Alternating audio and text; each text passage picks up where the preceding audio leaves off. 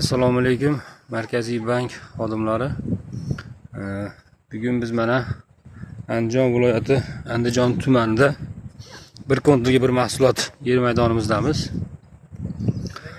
Bu yerimiz Andijon tumanida Chilon mufesida joylashgan. Kontr raqami 480.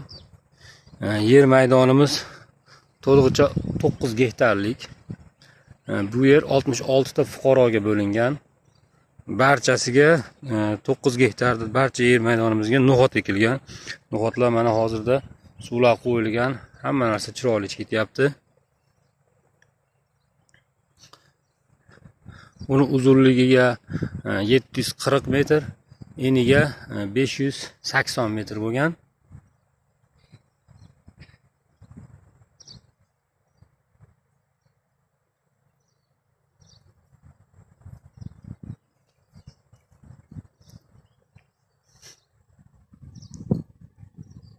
Hozirda no'g'otlar o'ta chiroyli katta bo'ldi. Mana mevalar kirdi, Xudoga shukr.